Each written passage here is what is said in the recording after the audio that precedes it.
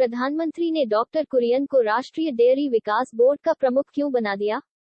भैंस के दूध से पहली बार पाउडर बनाने का श्रेय भी कुरियन को जाता है। उनके प्रयासों से ही दुनिया में पहली बार गाय के दूध से पाउडर बनाया गया।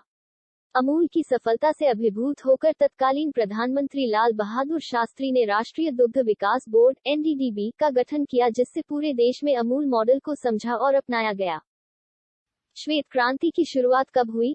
दुग्ध क्रांति या ऑपरेशन फ्लड भारत की योजना है जिससे कि भारत में दूध की कमी को दूर किया जा सके। इसे श्वेत क्रांति भी कहते हैं। 13 जनवरी 1970 को इसकी शुरुआत हुई। ऑपरेशन फ्लड की शुरुआत कब व किसके द्वारा की गई? NDDB ने 1970 में ऑपरेशन फ्लड की शुरुआत की, जिससे भारत दुनिया का सबसे बड़ा दूध उत्पादक देश बन गया। कुरियन ने 1965 से 1998 तक 33 साल NDDB के अध्यक्ष के तौर पर सेवाएं दी। वर्गीज कुरियन क्यों प्रसिद्ध? भारत को दुनिया का सर्वाधिक दुग्ध उत्पादक देश बनाने के लिए श्वेत क्रांति लाने वाले वर्गीज कुरियन को देश में सहकारी दुग्ध उद्योग के मॉडल की आधारशिला रखने का श्रेय जाता है। अरबों रुपये वाले ब्रांड अमूल को जन्म देने वाले कुरियन का निधन 90 वर्ष की आयु में हुआ। भारत सरकार ने उन्हें पद्म विभूषण से सम्मानित किया था।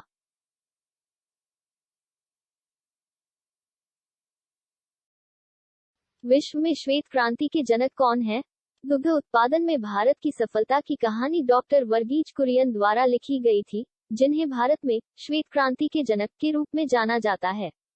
आज विश्व दुग्ध दिवस पर कई लोग डॉक्टर वर्गीज कुरियन को याद कर रहे हैं। लाल क्रांति के जनक कौन है?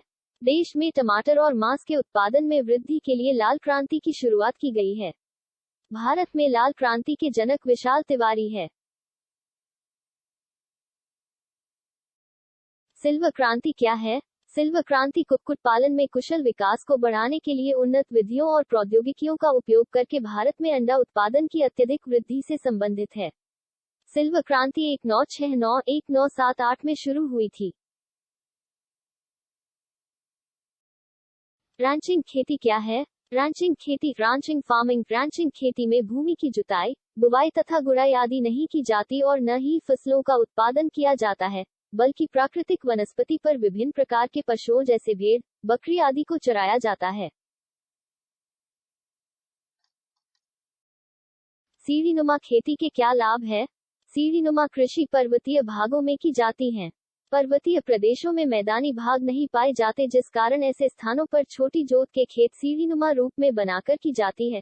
सीढ़ीनुमा कृषि से मृदा अपरदन और बारिश के पानी के बहाव को रोका जा सकता है, जिसका इस्तेमाल फसल की सिंचाई के रूप में होता है।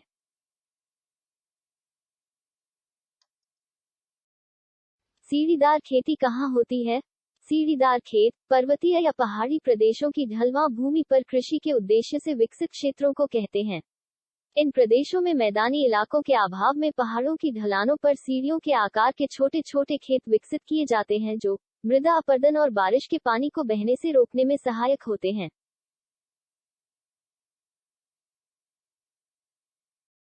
खेती कितने प्रकार के होते हैं? खेती के 5 प्रकार निम्नलिखित हैं। विशिष्ट खेती, स्पेशलाइज्ड फार्मिंग, मिश्रित खेती, मिक्स्ड फार्मिंग, शुष्क खेती, डाइवर्सिफाइड फार्मिंग, बहुप्रकारीय खेती, ड्राई फार्मिंग, रैंचिंग खेती, रांचिंग फार्मिंग।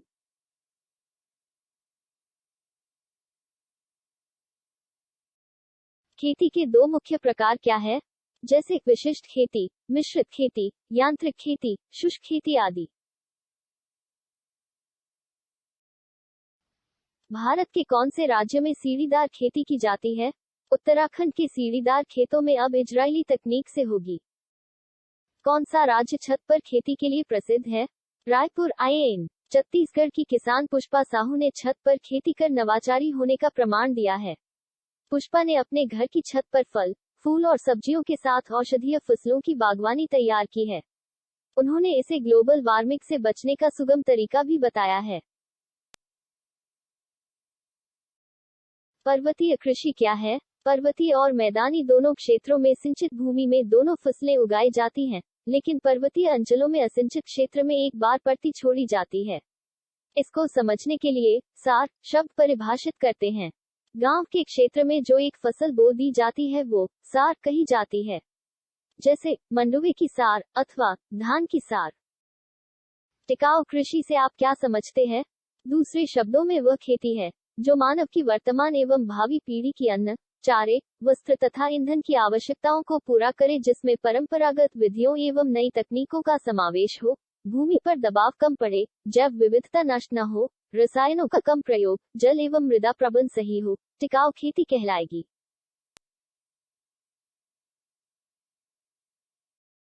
टिकाऊ खेती क्या है, इसके उद्देश्य लिखिए। टिकाऊ खेती की विधियों में कृत्रिम संसाधनों का प्रयोग कम से कम किया जाता है, इसलिए इससे खेती की लागत में कमी हो जाती है।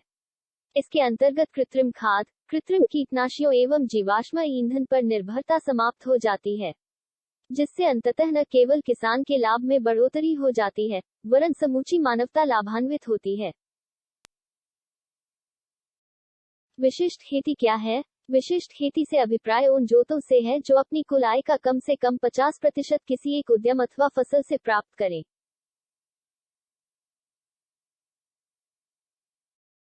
टिकाऊ खेती में मिश्रित खेती की क्या भूमिका है?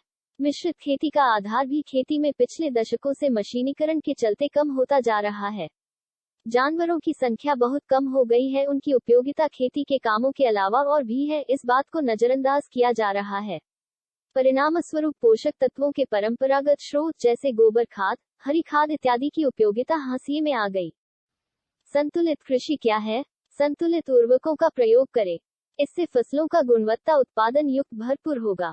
यहाँ पर संतुलित उर्वरक प्रयोग से तात्पर्य सिर्फ यह है कि नाइट्रोजन, फास्फोरस व पोटाश का सही अनुपात में प्रयोग करें, इसके अभाव आवश्यकतानुसार सूक्ष्म पोषक तत्वों का भी प्रयोग करना है।